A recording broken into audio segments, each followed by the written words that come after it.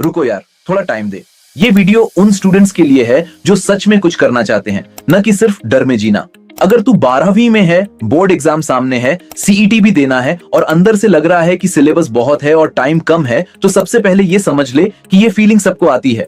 फर्क सिर्फ इतना है कि कुछ लोग इसी डर में रुक जाते हैं और कुछ लोग इसी डर को फ्यूल बना लेते हैं। नमस्कार दोस्त, मैं हूं वाईडी बाबा और स्वागत है तुझे वाईडी बाबा के बोल पर।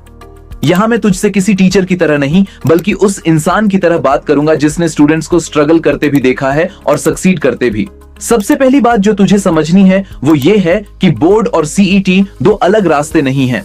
बोर्ड तेरी बेसिक अंडरस्टैंडिंग बनाता है और सीईटी उसी अंडरस्टैंडिंग को स्पीड और एक्यूरेसी में बदलता है। अगर बोर्ड की थ्योरी क्लियर नहीं होगी तो सीईटी में हर दूसरा सवाल गेस लगेगा, और अगर सीईटी की प्रैक्टिस नहीं होगी तो बोर्ड में भी आंसर्स कॉन्फिडेंट नहीं लगेंगे।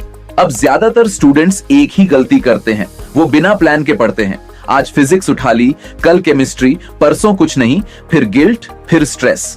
असल में पढ़ाई तब काम करती है जब दिन का एक फिक्स्ड स्ट्रक्चर होता है। सुबह का टाइम सबसे कीमती होता है क्योंकि उस समय दिमाग फ्रेश रहता है। सुबह जब तू पढ़े तब सिर्फ थ्योरी पर ध्यान दे, किताब खोल, एग्जाम्पल देख, डायग्राम समझ, और अगर समझ नहीं आ रहा तो वहीं रुक जा। आगे भागने की जरूरत नहीं है, कॉन्सेप्ट क्लियर होगा तो आधा काम वहीं हो जाएगा। दोपहर में वही चीज दोबारा देखना बहुत जरूरी है। ये वो हिस्सा है जो ज्यादातर स्टूडेंट्स स्किप करते हैं और बाद में कहते हैं कि सब भूल गया।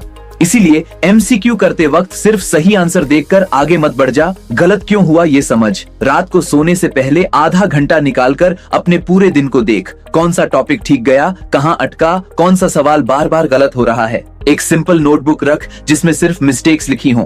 ये नोटबुक धीरे धीरे तेरा सबसे स्ट्रॉन्ग वेपन बन जाएगी, क्योंकि एग्जाम से पहले यही नोटबुक सबसे ज्यादा काम आएगी। अब डर और प्रेशर की बात करते हैं।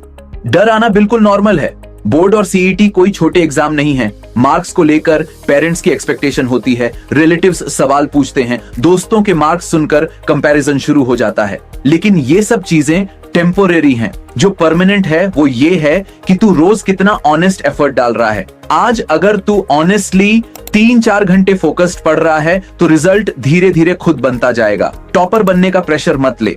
हर स्टूडेंट टॉपर बनने के लिए नहीं बना होता, लेकिन हर स्टूडेंट केपेबल होता है अच्छा स्कोर लाने के लिए।